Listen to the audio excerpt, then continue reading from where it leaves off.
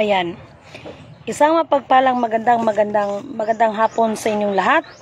No, ngayon ay January 21, 2024 at ang oras ay ano na ba? 3:09 PM. Ulitin ko. January 21, 2024 pala, no? At 3:09 PM. Okay. Una at higit sa lahat ay wala akong sawang aking tinataas, pinupuri, dinadakila, nilulhati, sinasamba ang pinaka-Diyos ng kaliwanagan, ang banal na espiritu at ang inang lupa, no? Maraming salamat sa apat na elemento ng digdig. Ang elemento ng apoy, ng tubig, ng hangin at ng lupa at ang apat na direksyon na ito from the north, east, west, south. Purihin ang nagsugo, hindi ang mga sinugo.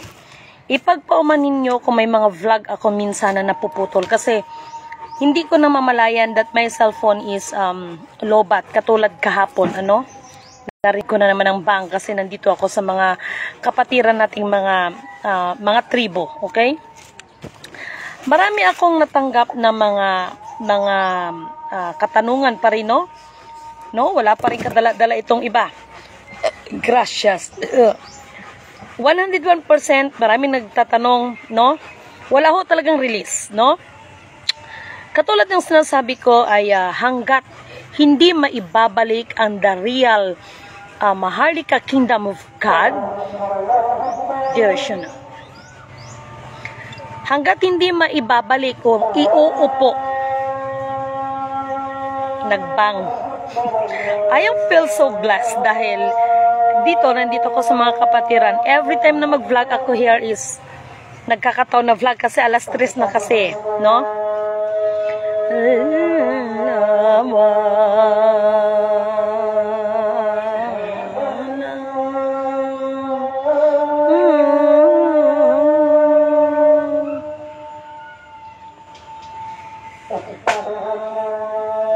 Ipagpaumanhin ninyo, okay? Nagbang kasi sa prayer ng Muslim ito. But anyway, mga mahal kong mga kapatid, no?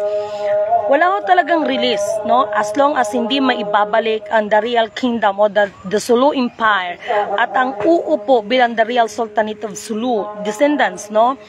At marami akong natatanggap just like maraming nagpapaasa na naman ng release. Number one, kaklaruhin ko yung tinatawag din yung yellow stab, no? Behind the yellow stab na mga propaganda na yan, wala akong katotohanan yung yellow stab, no? Wala akong katotohanan kahit iharap niyo ako diyan sa mga yan, no? Anong gusto nila? Yung katulad ng yung vlog ko last year, magtanong kayo kung kailan daw sila magre-release. Gusto nila mag-blood compact kami.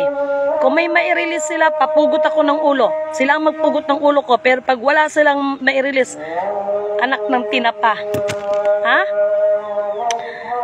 Ako mismo ang pupugot sa mga ulo ninyo, no? Hanggang ngayon, tinaranta